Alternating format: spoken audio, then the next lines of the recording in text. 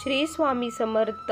आज आपण जो अनुभव बघणार आहे तो अनुभव ऐकताना अंगावरती शहारा आणि डोळ्यामध्ये पाणी हे नक्की येणार आहे, कारण हा अनुभव असाच आहे. चला तर मग सुरुवात करूया. तत्पूर्वी तुम्ही जर चॅनलवर नवीन असाल तर सबस्क्राईब करायला विसरू नका. ताईंच्या शब्दामध्ये अनुभवाला सुरुवात करते. ताई म्हणतात, सर्वप्रथम सर्वांना श्री स्वामी समर्थ. माझे नाव साक्षी, मी औरंगाबाद येथील रहिवासी. आज मी तुम्हाला माझ्या जीवनातील स्वामींचा मला आलेला अनुभव सांगणार आहे. असे माझ्या जीवनात असंख्य अनुभव आहे, पण त्यातील एक हा मी आज तुम्हाला सांगत आहे. मी एक गरीब घराण्यातील मुलगी होते. आमच्या घरी खायला संध्याकाळी काही राहायचं नाही, इतकं आम्ही गरीब होतो. आम्ही मराठी समाजाचे होतो. त्यानंतर माझा काही देवावरती असा फारसा विश्वास नव्हता, कारण माझे वडील हे नेहमी दारू पिऊन खड्ड्यामध्ये पडलेले असायचे. माझी आई मोलमजुरी करून आम्हाला सांभाळत होती. ते दारू पिऊन यायचे आणि आईला मारायचे. आम्ही 4 भावंड, 3 बहिणी आणि लहान भाऊ असे आम्ही होतो. बापाचं आम्हाला कधी प्रेम हे मिळालंच नाही. आई जे देईल तेच होतं. शिक्षणही बंद झालं होतं, कारण आमच्याकडे तेवढे पैसे नव्हते. आईचा मदत करणे एवढंच आमचं काम होतं. घालायला कपडे नव्हते की काही नव्हतं. भाड्याच्या घरामध्ये छोट्याशा झोपडीत आम्ही राहत होतो. असेच आमचे दिवस हे चालले होते. मी सर्वात मोठी आहे, बाकीचे सर्व लहान आहे. त्यामुळे सर्व जबाबदाऱ्या ह्या लहानपणापासून माझ्यावरतीच होत्या. देव काही करत नाही असं मला कायम वाटायचं, कारण एवढं दुःख कोणाच्या आयुष्यात असतं का असं मला वारंवार वाटायचं. पण एकदा काय झालं की जेथे माझी आई कामाला होती ते जैन धर्माचे होते. ते खूप श्रीमंत होते. त्यांच्या घरातील त्यांच्या मुलाचं लग्न जमलं होतं. लग्न जमलं आणि काय झालं की ज्या मुलीसोबत त्यांचं लग्न जमलं होतं ती मुलगी लग्नाच्या आधी 2 दिवस कुणासोबत तरी पळून गेली. यांनी लग्नाची सर्व तयारी ही केलेली होती. लग्नाची तयारी सर्व झालेली होती. त्यावेळेस त्यांना माहीत होतं की माझ्या आईला 3 मुली आहेत म्हणून. गरिबाला कोणी काहीही करू शकतो आणि गरिबाला हे वाकावंच लागतं. त्यावेळेस त्या मालकिनीने माझ्या आईला विचारलं की तुझी जी मोठी मुलगी आहे ती आमच्या घरी सून म्हणून करून दे, तिच्यासोबत माझ्या मुलाचं लग्न लावून दे. असं म्हटल्यानंतर आईलाही वाटलं मुलीला वैभव भेटन, सुख भेटन. मला तर काही देता आलं नाही, पण तिला तरी भेटन. जाऊ द्या, समाजाचं नाही तर काय होतं. असे लव्ह मॅरेज तर कितीक होते.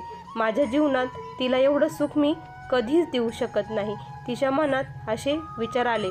वडिलांना विचारायचा काही प्रश्नच नव्हता, कारण ते 24 तास नशेमध्येच होते. मी त्यावेळेस फक्त आणि फक्त 15 वर्षाची होती. मला नुकतंच 16 वर्ष हे चालू झालेलं होतं. मला काहीही कळत नव्हतं. त्यावेळेस आईने मला विचारलं. मी काहीही म्हणू शकत नव्हते, कारण मला काही त्यातलं कळतच नव्हतं. आईला म्हटलं, तुला जसं योग्य वाटतं तसे तू निर्णय घे. मी त्या मुलाला कधी बघितलेलं नव्हतं आणि काहीच नव्हतं. खरं तर मला एक दुसरा मुलगा होता, तो आवडायचा. पण गरिबी इतकी बेकार असते ना की स्वप्न बघण्याचं सुद्धा विसरून जातो माणूस. स्वप्नही बघू शकत नाही, कारण असं कायम वाटत असतं की आपलं हे स्वप्न कधीच पूर्ण होणार नाही. त्यानंतर त्या दिवशी ज्या दिवशी लग्न जमलं होतं त्याच दिवशी आमचं लग्न लावून देण्यात आलं. आमचं लग्न झालं. मला नवरा बायको काय हेही काही कळत नव्हतं. नवरा बायकोचं नातं काय असतं हे पण कळत नव्हतं. पण असंच त्यांचे सगळे चालीरीती, घरातील वागणूक ही सर्व काही वेगळं होतं. जे कधी अनुभवलं नाही, कधी बघितलं नाही, ते सर्व गोष्टी आता माझ्यासमोर येत होत्या. पण घरच्यांनीही कधी समजून घेतलं नाही. त्यांना असं वाटायचं की इना सर्व आमच्या पद्धतीने करावं. मला तर काही कळतच नव्हतं. मी रात्री उठून बसायचे, एकटीच विचार करायचे. काय करावं काही कळत नव्हतं. जीव नुसता गुदमरल्यासारखा व्हायचा. तिथे मला म्हणजे इतकं सुख होतं, म्हणजे सुख म्हणण्यापेक्षा की श्रीमंती होती, पण मला त्याच्यात सुख हे समाधान भेटतच नव्हतं. कारण तिथं गुदमरल्यासारखं व्हायचं. कारण सर्व काही नवीन होतं, काहीच जुनं काही नव्हतंच. मी कधी ते बघितलेलं नाही, अशा गोष्टी माझ्यासमोर होत होत्या. त्यावेळेस मला खूप म्हणजे भीती पण वाटायची आणि त्यांनी मला कधी समजूनच घेतलं नाही. त्यांना असं वाटायचं की इना प्रत्येक गोष्ट ही व्यवस्थितच करावी. माझी सासू ही खूप कडक होती. असंच माझं जीवन हे चाललं होतं. जीवन नावचा प्रवास पुढे पुढे मी ढकलत होती. एक एक दिवस कसा तरी काढत होती. यानंतर काय झालं की असंच माझं चालू झालं. माझे मिस्टर हे बाहेर सकाळी जायचे तर रात्रीच यायचे. आमच्यात एवढा संवादही होत नव्हता. त्यामुळे मी एकटीच दिवसभर घरी असायची. त्यानंतर काय झालं की मला दिवसही गेले. काही कळत नव्हतं तरीही दिवस गेले. दिवस गेल्यानंतर मला जेव्हा 7वा महिना चालू होता त्यावेळेस मी थोडी जरी पडले झोपली तरी सासू उठवायची. उठ म्हणायची की हे काम राहिलं ते करून घे, काय झोपलीस असं म्हणायची. आपल्याला वाटतं की श्रीमंत लोक हे खूप उदार मनाचे असतात, पण प्रत्यक्षात गेल्यावर मला कळलं की नाही, जेवढे गरीब हे मोठ्या मनाचे असतात तेवढे श्रीमंत नाही. ते कधी गरिबाला समजूनच घेऊ शकत नाही. कारण त्यांच्यासाठी मी एक मोलकरीण होते. त्यांनी मला कधी सून हे मानलंच नाही. फक्त समाजात त्यांची इज्जत राहावी त्यासाठी त्यांनी हे लग्न केलं होतं, बाकी काहीच नाही. त्यानंतर माझे मिस्टरही मला बोलायचे गावठी गावंढाळ असं म्हणून कायम बोलायचे. त्यानंतर 7वा महिना चालू होता. मला तिथे राहूच वाटत नव्हतं. मला कसं तरी तिथून निघूसं वाटत होतं, मुक्त श्वास घेऊ वाटत होता. त्यावेळेस अशीच एक दिवस माझी आई मला भेटण्यासाठी आली, माझ्या भावाला घेऊन. त्यावेळेस सासूबाई खूप भांडल्या, आईसोबत खूप बोलल्या, माझ्याविषयी काही सांगू लागल्या. त्यावेळेस तुमची मुलगी घेऊन जा असं त्यांनी बोललं. माझी आई बोलली हो घेऊन जाते. पोटात 9 महिने जड नाही झाली तर आता काय ताटात जड होईल का, आईने हे शब्द वापरले. त्यावेळेस मीही कसलाही विचार न करता निघून आले. निघून आल्यानंतर जेव्हा मिस्टर घरी आले त्यांना कळलं की मी निघून गेली आहे. 7वा महिना असल्यामुळं लेकराच्या काळजीने ते माझ्याकडे आले. मला म्हणे घरी चल. मी म्हटलं नाही, मी आता येऊ शकत नाही. तुम्हाला जर तुमचं लेकरू पाहिजे असेल तर तुम्ही माझ्यासोबत या. असं म्हटल्यानंतर त्यांच्या मनात काय झालं की मला पण नाही माहीत, ते माझ्याकडे आले आणि ते जेव्हा आले तेव्हा घरच्यांनी त्यांना घराबाहेर काढलं. त्यांना 1 रुपयाही घरातून दिला नाही. अशा परिस्थितीमध्ये माझी आई आम्हाला सांभाळत होती. हे काम हे शोधत होते. असेच आमचे दिवस चालले होते.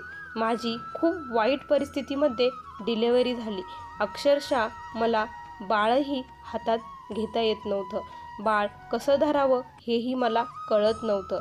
अशाच वेळेस मला ही मुलगी झाली आणि असंच चाललं होतं. त्यांना अशाच एका ठिकाणी जॉब लागला, पण तिथे काही पैसे जादा नव्हते. पण आईही केव्हा सांभाळणार आणि आईची ही परिस्थिती एवढी बिकट की त्यामुळे तिथे राहू नको वाटत होतं. मग आम्ही एक भाड्याची रूम घेतली. तिथे फक्त 1000 रुपये भाडं होतं. आम्ही म्हटलं ठीक आहे, काहीतरी आपण करू. जीवनाचे चटके असेच बसत होते. संघर्ष हा चालूच होता. माझे मिस्टर भटकत होते, पण ते ज्या कंपनीत कामाला लागले होते त्यांना तिथे खूप काम होतं आणि खूप त्रासही होता. ते सकाळी जायचे आणि रात्री यायचे आणि खूप म्हणायचे माझे हात दुखत आहेत, मला हे काम नाही होत आहे. त्यांना एवढे जड कामाची कधी सवय नव्हती. ते असं म्हणायचे. त्यावेळेस मला खूप वाईट वाटायचं. आपणही काहीतरी करावं असं माझ्या मनात कायम यायचं, पण लेकरू खूप लहान होतं, काय करावं. मग असेच थोडे दिवस चालले. त्यानंतर मनात आलं की आपण आता काहीतरी करावं. म्हणून मी भाजीपाला विकायला सुरुवात केली. भाजीपाल्यात मला असं काही नफा मिळाला नाही, पण मी उन्हात दिवसभर बसायची भाजी विकण्यासाठी, लेकरूला बघत, आणि ते भाजी जे पैसे येईल थोडे पैसे व्हायचे. त्यानंतर असंच आमचं हळूहळू चाललं. त्यानंतर मी जिथे राहत होते तिथल्या ज्या मालकीण होत्या त्या स्वामींच्या सेवेकरी होत्या. त्या स्वामींची खूप सेवा करायच्या, पण त्या खडूसही तेवढ्याच होत्या. म्हणतात ना, काहीतरी वांगलं असलं तर तिथं थोडंसं चांगलंही असतं. त्या स्वामींच्या सेवेकरी होत्या, हे माझ्यासाठी चांगलं होतं. त्या मला म्हणायच्या की तू एक काम कर, तू महाराजांच्या मठामध्ये माझ्यासोबत चल, एकदा चल आणि तिथे तुला काहीतरी मार्ग हा नक्की मिळणार, असं त्या मला वारंवार म्हणायच्या. पण जेव्हा महाराजांची इच्छा असते आपण तेव्हाच तिथपर्यंत पोचू शकत असतो. त्या कितीही म्हणल्या तरी मी गेली नाही. माझा कारण देवावरती कधी विश्वासच बसला नाही, विश्वासच नव्हता. मी गेलीच नाही. असेच माझे दिवस चालले होते. मुलगीही मोठी होत होती. संघर्ष हा कंटिन्यू चालूच होता. अशाच वेळी एकदा काय झालं की मला असं वाटलं की आता तरी आपण शेवटचा मार्ग म्हणून केंद्रात जाऊन बघूया. त्या एवढं सांगताय म्हणजे काहीतरी असेल, म्हणून मी त्यांच्यासोबत केंद्रात गेली. तिथे महाराजांविषयी ऐकू लागली, आरती ते सर्व. मला थोडंसं बरं वाटत होतं, मन शांत होत होतं. या संघर्षामध्ये कुठंतरी हलकंसं वाटायला लागलं होतं. त्याच वेळेस तिथले जे ज्येष्ठ सेवेकरी होते ते दर रविवारी प्रश्न उत्तर घ्यायचे तिथे. त्यावेळेस काकू मला म्हटल्या की आपण ह्या रविवारी प्रश्न उत्तरासाठी इथे येऊया. मी पण हो म्हटली आणि मिस्टरांनाही सांगितलं. मिस्टर म्हटले तुला जसं योग्य वाटतं तसं तू कर. मी काकूंसोबत रविवारी प्रश्न उत्तरासाठी निघून गेली. त्यावेळेस आम्ही काय केलं, एका कागदावरती प्रश्न हा आमचा लिहून दिला. माझा नंबर आला आणि मी तिथे बसले. काकांनी मला खूप सेवाही सांगितल्या आणि नारायण नागबली करायला नाशिकला जावं लागेल असंही सांगितलं. पण तिथे नाशिकला जाण्यासाठी आमच्याकडे पैसे नव्हते. तिथे सांगण्यात आलं की दर महिन्याला येथून गाड्या जातात त्र्यंबकेश्वरला, तुम्ही त्याच्यात गेल्या तर तुम्हाला कमी खर्च लागेल. मग आम्ही ठरवलं, आम्ही नारायण नागबली करण्यासाठी नाशिक येथे गेलो. तेथे गेल्यानंतर श्राद्ध झाल्यानंतर 4 दिवसांनी आम्हाला महाराजांची आरती करण्यास सांगितले. आम्ही तिथे याच्यात गेलो, त्र्यंबकेश्वरमध्ये महाराजांच्या केंद्रात गेलो.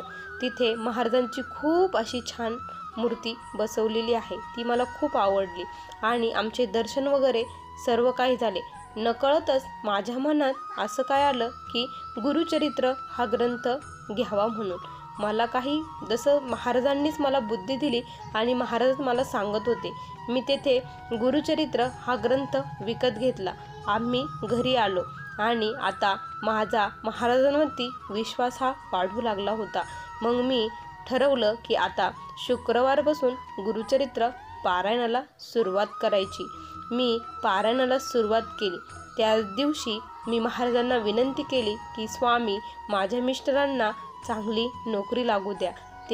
ते पण त्या दिवशी नोकरीच्या शोधामध्ये महाराजांना मुजरा करून पाया पडून हे घराबाहेर पडले आणि दुपारी घरी आले. घरी आल्यानंतर त्यांनी सांगितलं की एका मोबाईलच्या दुकानात काम मिळालं आहे, पण तेथे जे लोक होते ते मला सांगत होते की इथे काम करू नका, कारण हा मालक खूप खडूस आहे, इथे कोणी टिकत नाही. आणि एक विशेष म्हणजे तुला एक सांगतो की तेथे महाराजांचा खूप मोठा फोटो हा लावलेला होता. ते जेव्हा असं म्हणले महाराजांचा फोटो लावलेला होता, मला कळलं की हे स्वामींनीच केलं आहे. स्वामींची इच्छा आहे की तिथे नोकरी करावी. तिथे पगारही खूप कमी होता, पण ठीक आहे, दुसऱ्यापेक्षा ठीक आहे. मोबाईल शॉपी होती.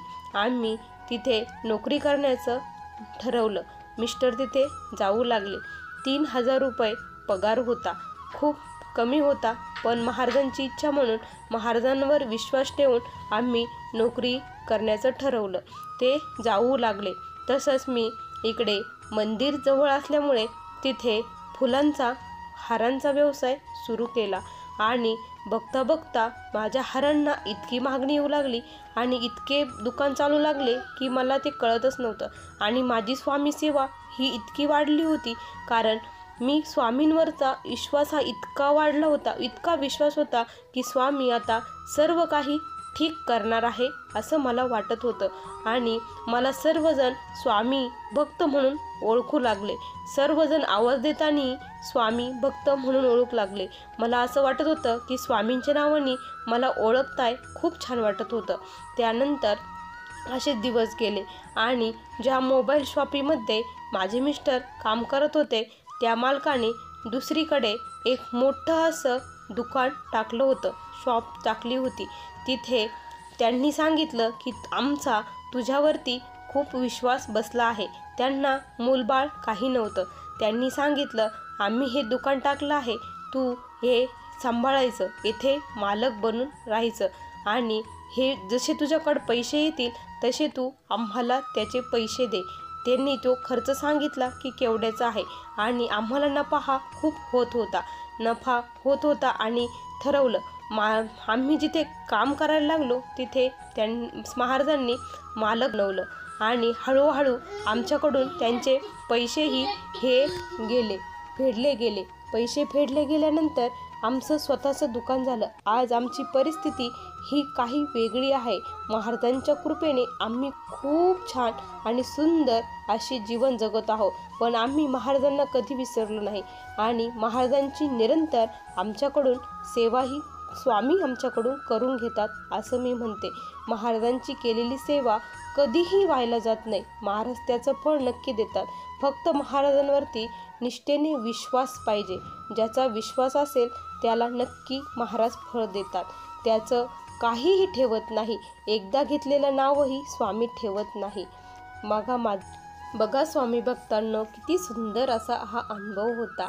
आपण पुन्हा भेटूया अशाच सुंदर अनुभवासोबत. तोपर्यंत श्री स्वामी समर्थ.